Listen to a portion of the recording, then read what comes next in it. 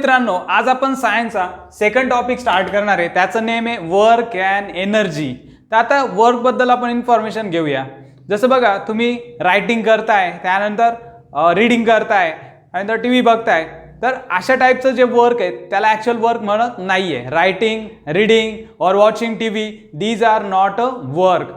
तर special type आहे. Suppose मी एक ऑब्जेक्ट होल्ड केलेला आहे आणि तो त्याचं काय केलेलं आहे, डिस्प्लेसमेंट केलेलं आहे. त्याला होल्ड केलं आणि त्याची पोझिशन चेंज झालेली आहे. यावरती मी फोर्स अप्लाय केलेला आहे आणि त्याचं काय झालेलं आहे, डिस्प्लेसमेंट. तर वर्कची ॲक्च्युअलमध्ये डेफिनेशन काय आहे, when the force is applied on any object to cause the displacement. जेव्हा मी एखाद्या ऑब्जेक्टवरती काय अप्लाय करतोय, फोर्स अप्लाय करतोय आणि त्या ऑब्जेक्टचं डिस्प्लेसमेंट होतोय, तर डिस्प्लेसमेंट झाल्यानंतरच म्हटलं जातं की work is done. The work is equal to force multiply by displacement. तर वर्कचा जो फॉर्म्युला आहे तो असा आहे, work is equal to force multiply by displacement. When a force is applied on a particular object, then the displacement will be takes place, then the work is done. तेव्हाच असं म्हटलं जातं की इथे वर्क होत आहे. आता वर्कचे जर आपण युनिट बघितले तर वर्कचे डिफरंट युनिट आहे. दोन युनिट आहे, एक MKS आणि एक MKS SI आणि दुसरा आहे CGS. तर MKSलाच आपण SI म्हणतो. SI unit of the work is joule. तर तुम्हाला हे विचारलं जाऊ शकतं फिल इन द ब्लँक्स किंवा MCQ मध्ये की what is the unit, SI unit of the work. तर वर्कचं युनिट आपण काय म्हणणार आहे, जूल म्हणणार आहे. तर फोर्स कशामध्ये असतो, न्यूटनमध्ये. देन डिस्प्लेसमेंट कशामध्ये, मीटरमध्ये. तर आता आपण 1 जूल आणि दुसरं म्हणजे 1 अर्कची डेफिनेशन बघणार आहे. If a force of 1 Newton, जर इथं आपण एखाद्या ऑब्जेक्टवरती किती फोर्स अप्लाय करतोय, 1 newton. If a force of 1 newton is applied on any object to cause the 1 metre of the displacement. या ऑब्जेक्टचं डिस्प्लेसमेंट किती होतंय, 1 मीटर. म्हणजे 1 मीटर त्याची पोझिशन चेंज होते. Then the work is a 1 joule. तिथे 1 joule असं वर्क झालेलं आहे असं आपण म्हणू शकतो. म्हणजे जेव्हा 1 न्यूटन फोर्स अप्लाय करणार आहे आपण ऑब्जेक्टवरती, याचं डिस्प्लेसमेंट, हा ऑब्जेक्ट इथून इथे जातोय, तर डिस्प्लेसमेंट किती झालेलं आहे, 1 मीटर. डिस्प्लेसमेंटला S म्हटलेलं आहे आपण आणि फोर्सला F म्हटलेलं आहे. W म्हणजे काय, ते वर्क आहे. 1 joule of the work is done. जेव्हा 1 न्यूटन फोर्स अप्लाय केला तर ऑब्जेक्टचं डिस्प्लेसमेंट किती होतंय, 1 metre. Then the work is a 1 joule. आता आपण CGS युनिट बघू. तर CGS युनिट तुम्हाला माहिती, CGS MKS CGS FPS या युनिटच्या सिस्टीम आहे. मी तुम्हाला अगोदरच सांगितलेलं आहे. तर CGS युनिट हे वरचं 1 जूल काय SI युनिट आहे आणि अर्क काय हे CGS युनिट आहे. आता या दोघांचा मिनिंग बघू आपण. What is the meaning of अर्क? When 1 dyne of the force is applied on an object, then if 1 centimeter of the displacement takes place, then the work is 1 erg. ज्या केसमध्ये 1 dine force आपण apply केला आहे, object displacement 1 centimetre झालेलं आहे, मग इथे वर्क किती झालेलं आहे, 1 अर्ग. तर तुम्हाला डेफिनेशन लर्न करायचं आहे, 1 जूल वर्क कधी होत आहे, 1 अर्ग कधी होत आहे. आणि यांच्यामधलं एक रिलेशन लक्षात ठेवायचं की यांच्यामध्ये डायरेक्ट असा एक फॉर्म्युला बनवला आहे जूल आणि अर्गमध्ये. आता बघा, आपण हा फॉर्म्युला काय करू, कन्वर्ट करू. तुम्हाला सर्व युनिट लर्न करायचे, लक्षात ठेवा. तर युनिट जे आहे खूप महत्त्वाचे आहे. प्रत्येक गोष्टीमध्ये आपल्याला जेव्हा आपण फिजिक्सचा पार्ट बघतोय या सायन्समध्ये 3 पार्ट होता, फिजिक्स, केमिस्ट्री, बायोलॉजी. फिजिक्सचा पार्ट आला की तुम्हाला सगळ्या गोष्टी, फिजिकल क्वांटिटी माहिती पाहिजे, force, work, displacement, speed, velocity, सगळ्या गोष्टी माहिती पाहिजे. आणि मेन म्हणजे त्यांचं SI आणि CGS युनिट माहिती पाहिजे. SIलाच आपण MKS म्हणतो. मी तुम्हाला मागे सगळ्यांचं डिटेल युनिट सांगितलेलं आहे. मी परत एकदा रिव्हिजन करून देतो. जसं डिस्टन्स आणि डिस्प्लेसमेंट या दोघांचं युनिट काय आहे, मीटर हे SI युनिट आहे आणि सेंटीमीटर हे CGS युनिट आहे. डिस्प्लेसमेंट किंवा डिस्टन्स असेल. Then speed and velocity.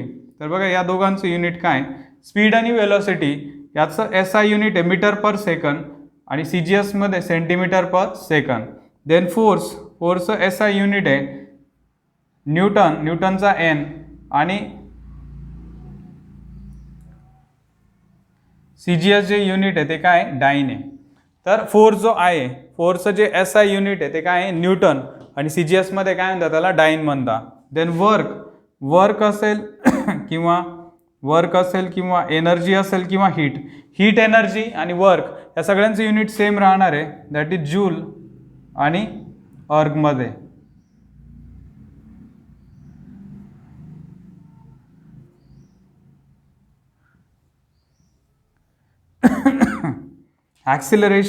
ॲक्सिलरेशनचं unit काय, metre per second square. And centimetre per second square. हे दोन युनिट आपण ॲक्सिलरेशनसाठी युनिट यूज करतोय. तर मिनिमम एवढे तुम्हाला तरी माहिती पाहिजे. आणि टाईमसाठी जो आहे, टाईमसाठी सेम युनिट आहे सेकंद, दोन्ही ठिकाणी सेम युनिट आहे सेकंद. तर हे युनिट लर्न करून ठेवा. हे युनिट खूप महत्त्वाचे आहे. डिस्टन्स डिस्प्लेसमेंट मीटर सेंटीमीटरमध्ये, हे वर्ष जे आहे ते SI युनिट आहे आणि हे CGS मध्ये. SI म्हणजेच काय, MKS.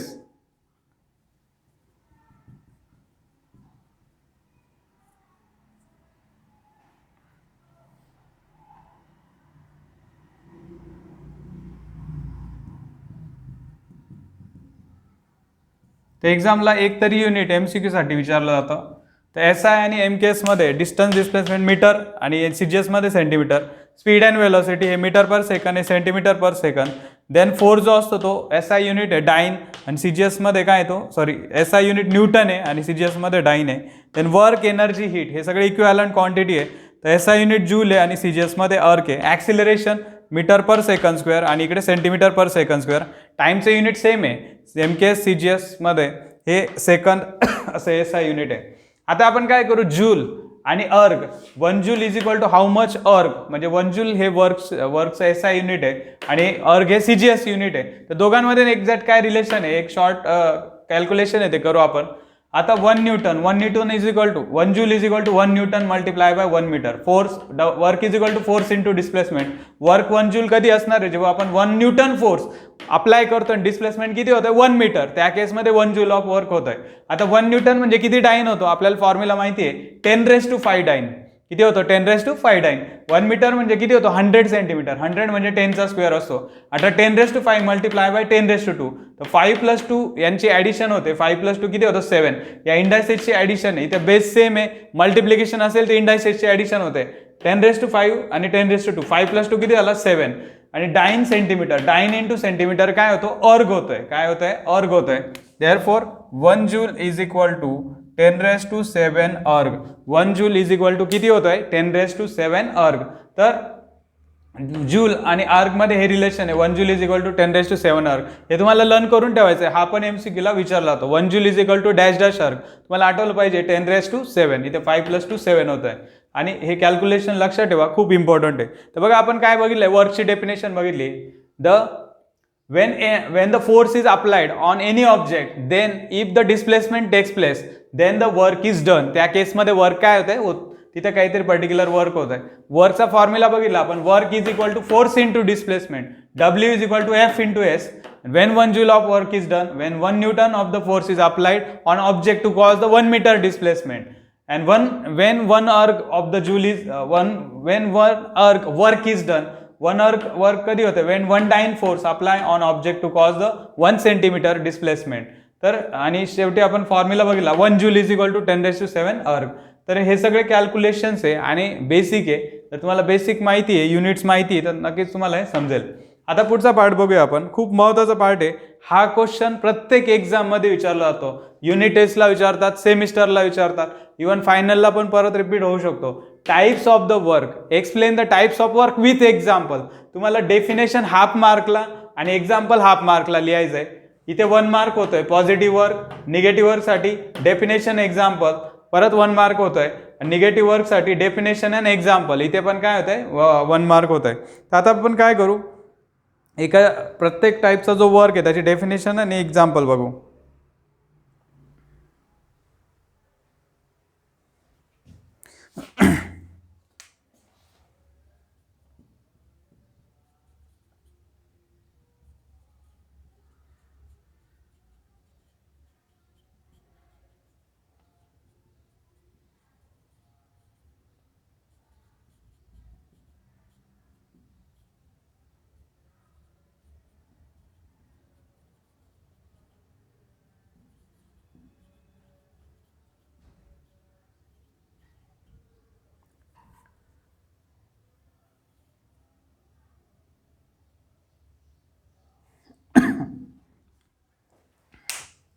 आता आपण एक एक एक्झाम्पल बघूया. क्वेश्चन कसा विचारला होता, explain the types of work with example. आपल्याला टाइप्स ऑफ वर्क एक्सप्लेन करायचे आणि तिथे एक्झाम्पल द्यायचं आहे. There are 3 types of the work. 1 is positive work, 1 is negative work, 1 is zero work. आता पॉझिटिव्ह, निगेटिव्ह आणि झिरो वर्क आहे. आता तुम्हाला मी इथे एक सिम्बॉल सांगतो, तो काय यूज केलेला आहे. तर हा सिम्बॉल पण तुम्हाला लक्षात ठेवायचा आहे. हा सिम्बॉल काय आहे बघा, हे बघा असा सिम्बॉल आहे तो थीटा. समजा दोन आर्म आहे. आता पुढे जाऊन तुम्ही ट्रिग्नॉमेट्री मध्ये शिकणार आहे, याच्यामधला अँगल थीटाने दाखवतात, याला थीटा म्हणतात. थीटा हे ग्रीक लेटर आहे. थीटा हे काय आहे, ग्रीक लेटर. जसं alpha, beta, gamma. Alpha use केला जातो, बीटा आहे, गॅमा, त्यानंतर थीटा यूज केला जातो. तर हे सगळे ग्रीक लेटर आहे. तर दोन जे रेज असतात त्याच्यामधला जो अँगल आहे तो दाखवण्यासाठी थीटा वापरतात.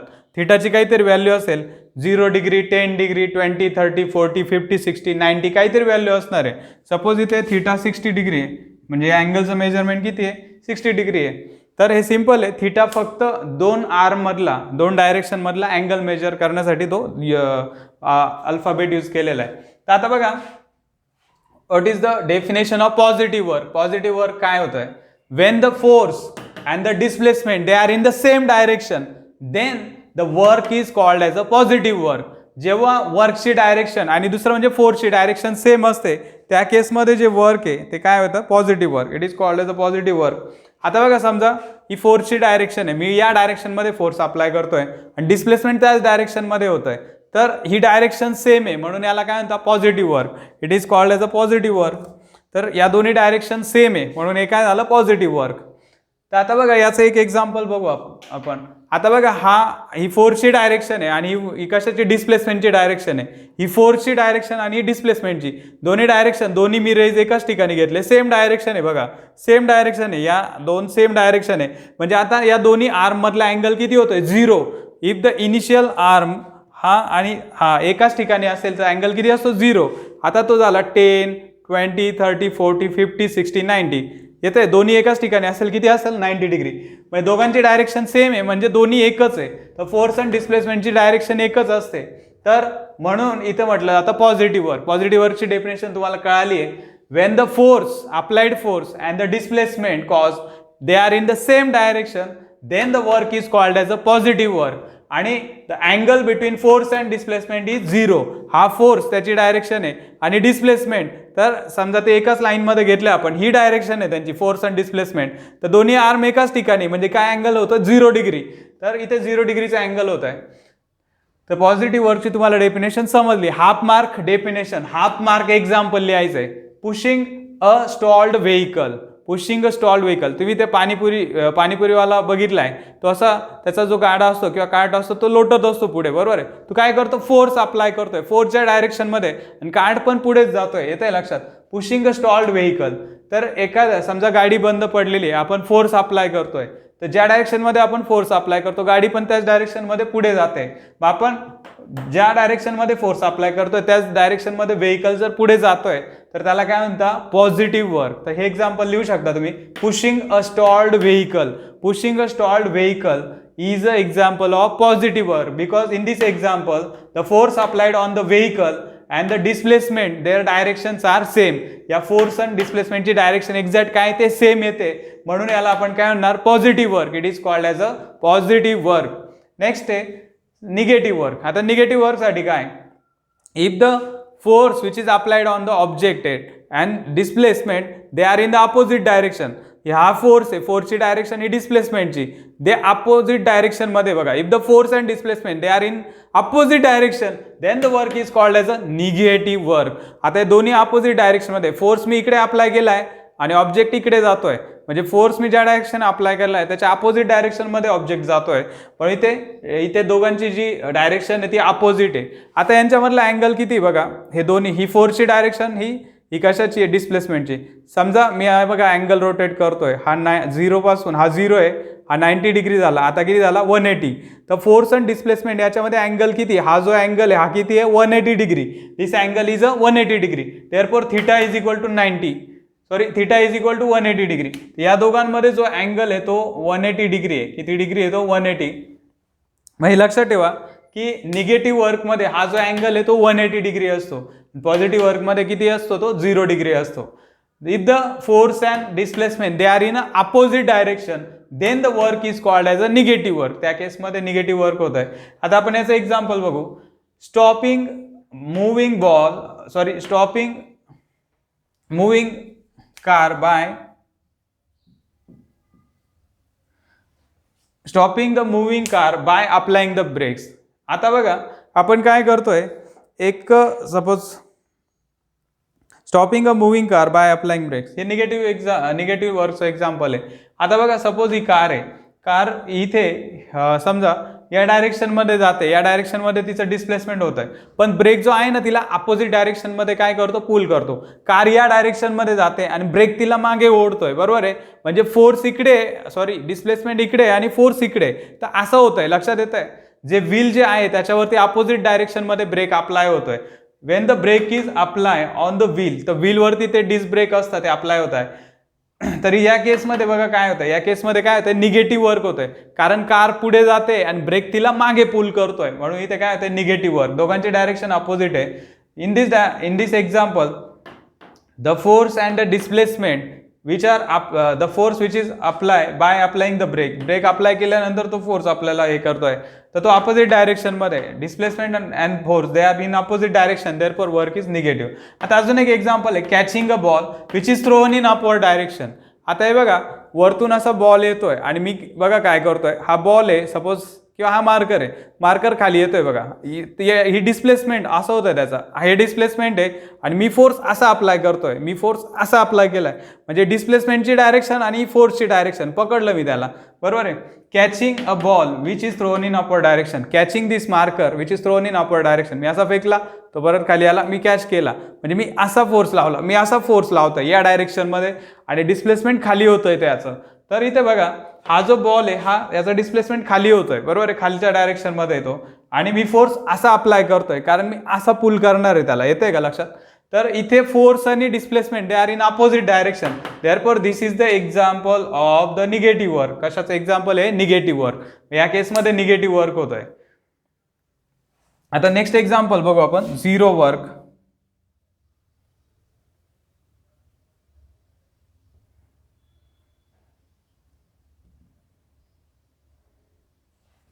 निगेटिव्ह नंतर कोणतं वर्क आहे? Zero work. Positive, negative and zero. तर झिरो वर्कचं मिनिंग काय? When the force and displacement their directions are perpendicular to each other. Force and डिस्प्लेसमेंटची डायरेक्शन आहे, आता फोर्स समजा या डायरेक्शन मध्ये आणि डिस्प्लेसमेंट या डायरेक्शन मध्ये होत आहे. हा जो अँगल आहे हा किती आहे? 90 डिग्री. किती डिग्री अँगल आहे? 90 degree. If the force and displacement their direction they are perpendicular to each other, then the work is called as a zero work. वर्कला काय म्हणतात? झिरो वर्क आहे. यामध्ये अजून एक गोष्ट आहे, वर्क काय असतं? Force into displacement. जेव्हा डिस्प्लेसमेंट झिरो असेल, डिस्प्लेसमेंट काय असेल? झिरो असेल, तर त्या केसमध्ये झिरोने फोर्सला मल्टिप्लाय केलं तर आन्सर काय? झिरो. झिरोला कशाने मल्टिप्लाय करा? आन्सर झिरोच येत आहे. तर या केसमध्ये डिस्प्लेसमेंट काय असणार आहे? झिरो असणार आहे. का ते आपण ते रिझन बघू. एक्झाम्पल बघा काय, द डेफिनेशन समजली तुम्हाला. When the force and displacement their direction are perpendicular to each other, then the work is called zero work. आता इथे थिटा जो असतो 90 डिग्री असतो, इथे थिटा किती होता? 0 डिग्री पॉझिटिव्ह वर्कसाठी. या दोघांवरला अँगल किती होता? 180, कारण ते अपोजिट डायरेक्शन मध्ये होते. इथे परपेंडिक्युलर आहे म्हणजे अँगल किती आहे? 90 डिग्री आहे. Tying a stone with the string and whirl it in circular direction. मी काय केली? एक दोरी घेतलेली आहे, त्याला एक स्टोन म्हणजे दगड बांधलेला आहे आणि मी त्याला असा गोल फिरवतोय, बरोबर आहे. काय करतोय? मी त्याला गोल फिरवतोय. When it whirl in a circular direction. मग त्या केसमध्ये काय होतंय? आता बघा मी फोर्स जो अप्लाय करतोय तर तो या डायरेक्शन मध्ये, मी तुम्हाला एक डायरेक्शन दाखवतो, फोर्स या डायरेक्शन मध्ये आणि डिस्प्लेसमेंट या डायरेक्शन मध्ये होतोय. कसं माहिती का? मी तुम्हाला सिंपल एक्झाम्पल सांगतो. समजा तुम्ही ते बघितलंय, मोदका कुवा असतो बघा, जत्रेच्या वेळेस लागतं ते, म्हणजे खाली असते, वरती प्लॅटफॉर्म असतो उभं राहण्यासाठी आणि खाली त्या व्हेकल्स असतात, त्या व्हेकल गोल फिरत असतात. त्यांनी जर स्पीड वाढवला तर काय होतील? ते बाहेर जातील, ट्रॅकच्या बाहेर जातील. समजा सर्क्युलर असा पाथवे, सर्क्युलर रोड आहे, त्याच्यावरती मला समजा गाडी चालवायची, तर मी काय करेल? मी स्पीड कॉन्स्टंट ठेवणार आहे आणि काय करणार आहे? फक्त डायरेक्शन चेंज करणार आहे. काय चेंज करणार आहे? अशी डायरेक्शन चेंज करणार आहे. मी बरोबर त्या सर्क्युलर पाथवेवरती मेंटेन होणार आहे. जर मी स्पीड वाढवला तर त्या पाथवेच्या बाहेर जाणार आहे. म्हणजे बघा असं होणार तिथे.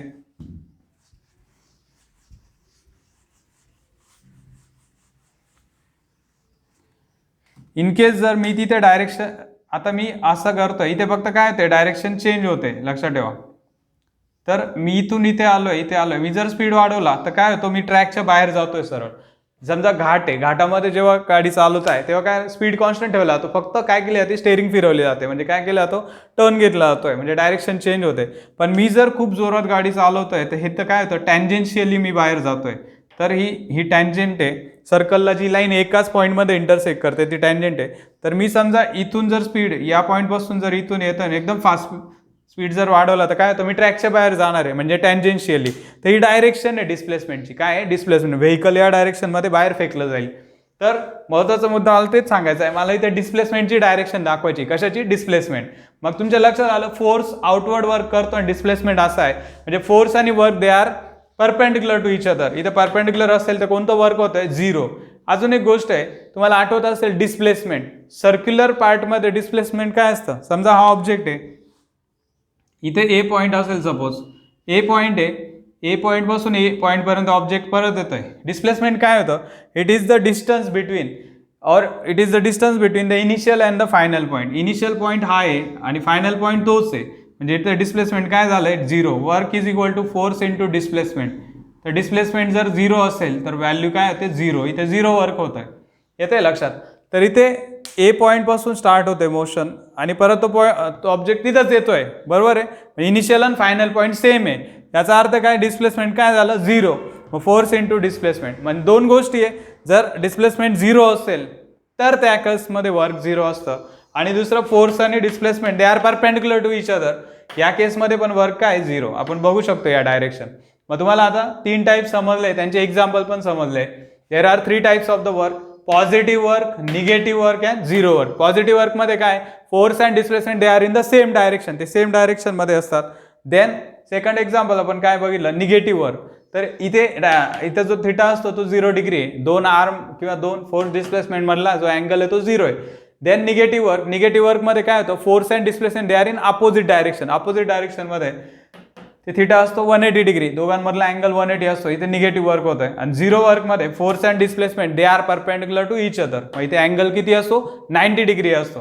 आता खूप महत्त्वाचा क्वेश्चन आहे, 1 मार्क, इथे 1 मार्क, इथे 1 मार्क, टोटल 3 मार्क्ससाठी डेफिनेशन एक्झाम्पल असं लिहित जायचंय. मग तुम्हाला इथे फुल मार्क्स मिळतील. क्वेश्चन खूप इझी आहे. आता बुकमध्ये अजून एक एक्झाम्पल आहे, मी तुम्हाला ते समजावून सांगतो, कदाचित तुम्हाला बुकमध्ये नाही कळणार पण इथे समजेल. आता इथे काय केलेलं आहे? A glass which is tied with the stone, it is place on a table. एक ग्लास घेतलेला आहे, त्याला काय केलेलं आहे? एका स्टोनने टाय केलेलं आहे आणि तो टेबलवरती ठेवलेला आहे. And at the end of the string the weight is applied. या स्ट्रिंग म्हणजे जी दोरी ग्लासला बांधलेली आहे त्याच्या एंडला काय केलेलं आहे? वेट अप्लाय केलेलं आहे. Weight is applied at the end of the string. आता बघा काय होतंय, आता या वेटमुळे काय होणार आहे? वेटमुळे काय होणार आहे? ही जी स्ट्रिंग आहे ती पुल केली जाणार आहे. या स्ट्रिंगवरती फोर्स अप्लाय झालेला आहे. काय अप्लाय झालेला आहे? फोर्स अप्लाय झालेला आहे. तर आता फोर्सची जी डायरेक्शन आहे या ग्लाससाठी अशी आहे, बरोबर आहे, कारण स्ट्रिंग त्याला खाली ओढणार आहे. तर पहिले तर तो असा जाणार आहे, म्हणजे फोर्सची डायरेक्शन अशी आहे. तर स्ट्रिंग काय करते? त्याला इकडे पुल करते पहिले, मग तो खाली येणार आहे.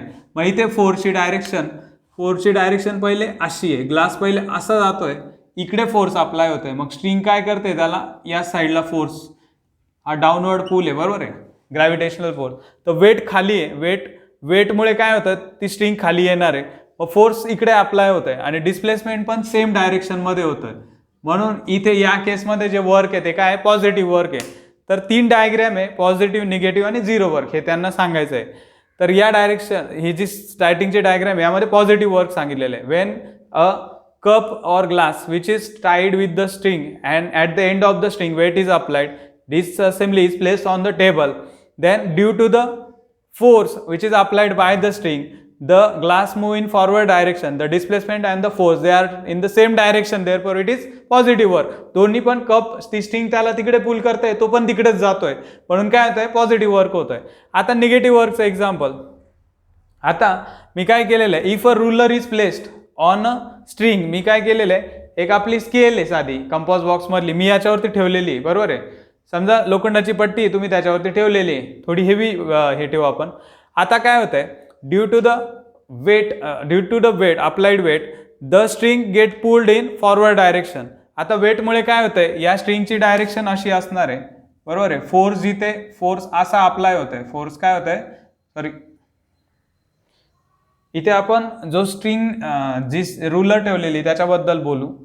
आता हे बघा, आपल्याला माहिती आहे या कपचं जे डिस्प्लेसमेंट आहे ते या डायरेक्शनमध्ये होतं आहे. Due to applied force by the string और weight the cup goes in forward direction. त्याची डिस्प्लेसमेंट इथे होते. पण ही जी रूलर आहे, आपण जी स्केल ठेवलेली, ती पण त्याला काय करते, त्याच्याबरोबर फ्रिक्शन करते. इथं फोर्स काय आहे, फ्रिक्शनल फोर्स आहे. तर ही स्केल काय करते, त्या स्ट्रिंग बरोबर, समजा ही स्केल आहे आणि ती स्ट्रिंग काय करते, त्याला पुल करते, अशी पुल करते, म्हणजे याचं फ्रिक्शन होणार आहे. याच्या वेटमुळे पण काय होतं, एक फोर्स अप्लाय होतोय. The force which is apply by the ruler. तर रूलर काय करतोय, या स्ट्रिंगवरती फोर्स अप्लाय करतोय आणि तो या डायरेक्शनमध्ये, आणि ते डिस्प्लेसमेंट इकडे होत आहे, म्हणून या केसमध्ये निगेटिव्ह वर्क आहे. The displacement of the cup in forward direction and the force apply by this ruler in backward direction, म्हणजे असं ऑपोजिट डायरेक्शनमध्ये होत आहे, म्हणून हे निगेटिव्ह वर्क आहे. Then third example, when the cup which is tied with the string in both the direction and same weight is applied in both direction, then balance force is generated. आता इथे बघा, left साइडला आणि right साइडला same string बांधलेली, दोन्ही साइडला equal पूल आहे, असा इक्वल पूल आहे, म्हणून तो कप तिथेच राहतोय. दोन्ही साइडला त्याला पूल केलं जात आहे, पण दोन्ही साइडला वेट सेम आहे, म्हणून इथे बॅलन्स फोर्स तयार होतो. कारण या लेफ्ट साइडचा फोर्स राईट साइडच्या फोर्सने काय होतं, कॅन्सल होतो. मग इथे ग्लास मूव्ह होणार आहे का, नाही, कारण ग्लासवरती दोन्ही साइडने सेम फोर्स अप्लाय होतोय, बॅलन्स फोर्स अप्लाय होतोय. तर बॅलन्स फोर्समध्ये काय होतं, डिस्प्लेसमेंट झिरो आहे, कारण ग्लासची मुवमेंट होत नाहीये. Therefore here work is zero, कारण डिस्प्लेसमेंट झिरो असेल तर वर्क काय असतं, झिरो असतं. हे आपण प्रूव्ह केलेलं आहे. तर या तीन डायग्राम, फर्स्ट, सेकंड आणि थर्ड, तुम्हाला एक्झॅक्ट मिनिंग कळालं असेल की पॉझिटिव्ह, निगेटिव्ह आणि जे काही झिरो वर्क आहे ते नुसतं डायरेक्शनवरून पण ओळखता येईल. आणि झिरो वर्क ओळखण्यासाठी दोन क्रायटेरिया आहे. एक तर फोर्स डिस्प्लेसमेंटची डायरेक्शन काय असेल, परपेंडिक्युलर 90 डिग्री असतो, आणि दुसरं म्हणजे डिस्प्लेसमेंट झिरो होतोय, तर त्या केसमध्ये लगेच तुमच्या लक्षात येईल का वर्क पण काय आहे, ते झिरो आहे. आता आपण अजून एक एक्झाम्पल घेणार आहे, आर्टिफिशियल सॅटेलाइट. आर्टिफिशियल सॅटेलाइटमध्ये वर्क काय होतंय, Wien artificial satellite orbiting the earth in specific pathway. Artificial satellite माहिती आहे तुम्हाला, कम्युनिकेशन सॅटेलाइट असतात, वेदर सॅटेलाइट असतात. तर इथे सॅटेलाइट आहे, या ऑर्बिटमध्ये काय करतोय, तो रिव्हॉल्युशन करतोय, बरोबर आहे. The satellite which is revolve around the earth in particular orbit, या ऑर्बिटमध्ये तो फिरतोय, ही अर्थ आहे. आता इथे जो फोर्स अप्लाय होतोय, तो अर्थ काय करते, इथे डाऊनवर्ड डायरेक्शनमध्ये फोर्स अप्लाय करते, बरोबर आहे. आणि याचं जे डिस्प्लेसमेंट आहे, ही डायरेक्शन अशी आहे. तर दोन्ही डायरेक्शन बघा, they are perpendicular to each other. तर या ऑब्जेक्टवरती जो फोर्स अप्लाय होत आहे तो इनवर्ड आहे, लक्षात येते, ग्रॅव्हिटेशनल फोर्स अप्लाय होतोय. आणि दुसरा म्हणजे या ऑब्जेक्टला स्वतःची वेलोसिटी, म्हणून तो तिथंच फिरतोय. जर याची वेलोसिटी झिरो असते तर तो खाली पडला असता. हा मार्कर आहे, याची वेलोसिटी, समजा हा मी वरती थ्रो केला, तो वरती असा फिरेल का, अर्थच्या भोवती नाही फिरणार, कारण याला स्वतःची वेलोसिटी नाहीये. तसं इथे जो काही आर्टिफिशियल सॅटेलाइट असतो त्याला स्वतःची वेलोसिटी असते, म्हणून तो त्याच ऑर्बिटमध्ये काय होतो, कंटिन्युअसली रिव्हॉल्युशन करतोय, बरोबर आहे. आपल्याला इथे हेच सांगायचं आहे, artificial satellite which is moving around the earth in circular orbit as the gravitational force acting on the satellite and its displacement are perpendicular to each other, then the work done by the gravitational force is zero. इथे 90 degree angle आहे, therefore here zero work is done. कोणता work आहे, zero, कारण इथे force आणि displacement they are perpendicular to each other. Perpendicular असेल तर काय असतो, तो झिरो वर्क असतो. दोन्ही डायरेक्शन एकमेकांना परपेंडिक्युलर आहे, म्हणून तिथे काय होतंय, झिरो वर्क होत आहे. तर आता तुम्हाला खूप महत्त्वाचा पॉईंट कळाला आहे, पॉझिटिव्ह वर्क, निगेटिव्ह वर्क आणि दुसरा म्हणजे झिरो वर्क. आता पुढचा टॉपिक आहे एनर्जी. वर्कचा टॉपिक संपलेला आहे.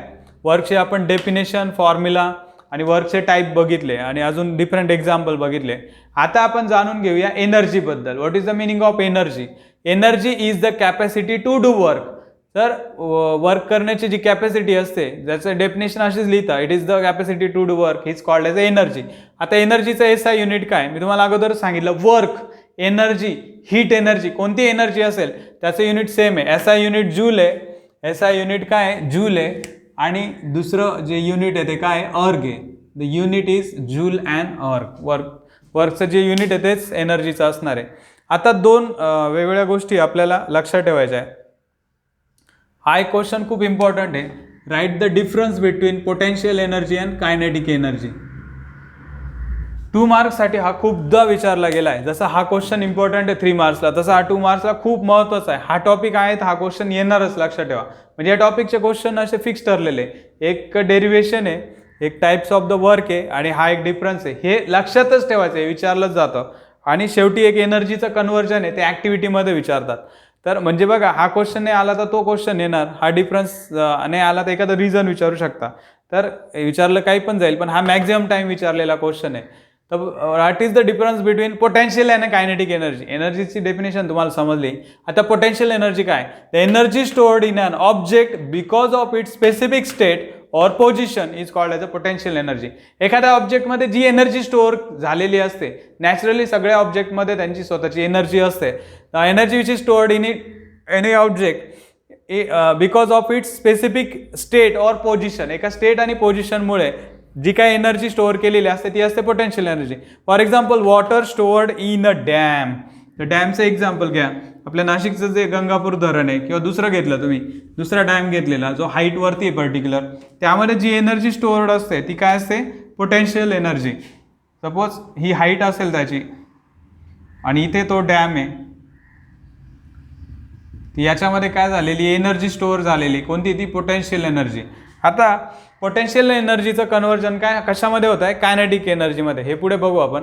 Water stored in a dam is a potential energy, is the example बघा potential energy. Energy stored in a stretch spring.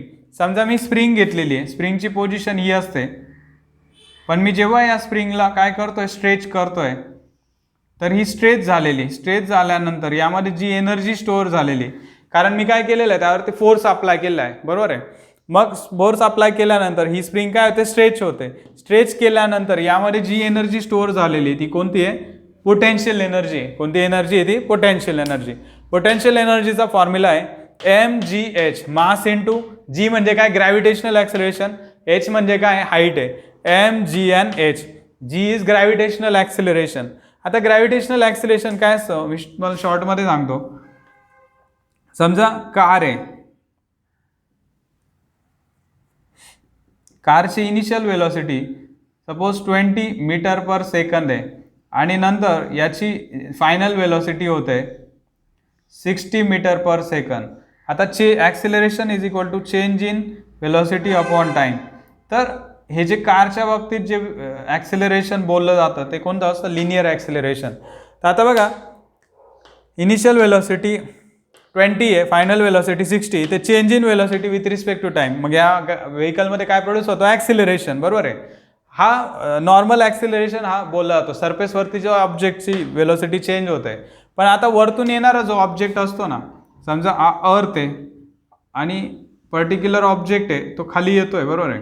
The object which is thrown in upward direction is again fall to the earth surface due to gravitational force. Gravitational फोर्सने परत खाली येणार आहे हा object, बरोबर आहे. मग यामध्ये जे ॲक्सिलरेशन प्रोड्यूस होतो त्याला इथं ए नाही म्हणत, तर एचा काय करता? जी करता. ग्रॅव्हिटेशनल ॲक्सिलरेशन, बरोबर आहे. काय म्हणतात त्याला? Gravitational acceleration. इथं नॉर्मल ॲक्सिलरेशन असतं व्हेकलचं. काय असतं? नॉर्मल ॲक्सिलरेशन एने दाखवतात.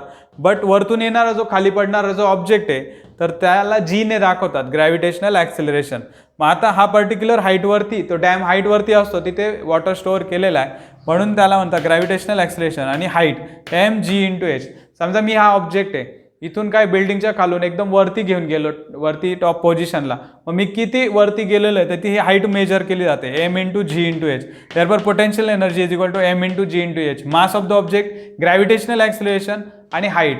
ग्रॅव्हिटेशनल ॲक्सिलरेशन तिथे दिलेलं असतं 9.8 metre per second square. 9.8 metre per second square. आपला जे काय अर्थशी रिलेटेड ग्रॅव्हिटेशनल ॲक्सिलरेशन पकडलं जाते ते कॉन्स्टंट आहे 9.8 मीटर पर सेकंड स्क्वेअर. आता यामध्ये अजून तुम्हाला डिफरंट गोष्टी नेक्स्ट इयरला शिकायला मिळणार आहे. तर अजून एक व्हॅल्यू आहे याची, पण जनरली ही घेतात. आता पुढचा पार्ट बघू आपण, कायनेटिक एनर्जी. कायनेटिक एनर्जी काय? The energy which an object has because of its motion. आता एखादा ऑब्जेक्ट मोशनमध्ये म्हणजे त्याच्यामध्ये काय? Kinetic energy. कोणती एनर्जी आहे? Kinetic. The energy which object has due to its motion. Object मोशनमध्ये असेल तर त्यामध्ये जी एनर्जी असते ती काय असते? Kinetic energy. For example water flow from a height. For example waterfall.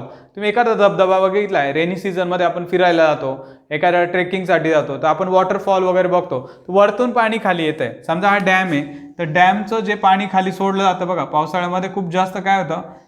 Dam पूर्ण भरल्यानंतर काय होतं? तर डॅमचे जे डोअर्स ओपन केले जातात आणि पाणी खाली येत आहे. मग जेव्हा खाली येतोय, वरती स्टोअर केलेलं आहे तेव्हा त्यामध्ये पोटेन्शियल एनर्जी होते. आता ते खाली येते तर याचं कन्व्हर्जन कशात झालंय, kinetic energy. This potential energy is converted into kinetic energy. मी तुम्हाला अजून एक सिंपल एक्झाम्पल सांगतो. सपोज लीफ आहे, leaf which is falling from the branch of tree. समजा झाडाचं पान आहे, वरती असतं, अटॅच असतं ते ब्रँचला, बरोबर आहे, त्याच्यामध्ये पोटेन्शियल एनर्जी असते. पण जेव्हा ते खाली पडतंय त्याचं कन्व्हर्जन कशात होत आहे, ते कायनेटिक एनर्जीमध्ये होत आहे. The leaf falling from a branch of tree, it has its own potential energy, but when it fall from the tree then this potential energy is converted into kinetic energy. आता तुम्हाला माहिती आहे, stretch spring जर आपण release केली, stretch spring अशी release करा तर पोटेन्शियल एनर्जीचं कन्वर्जन कायनेटिक एनर्जीमध्ये होतं. ती स्प्रिंग लगेच उडते.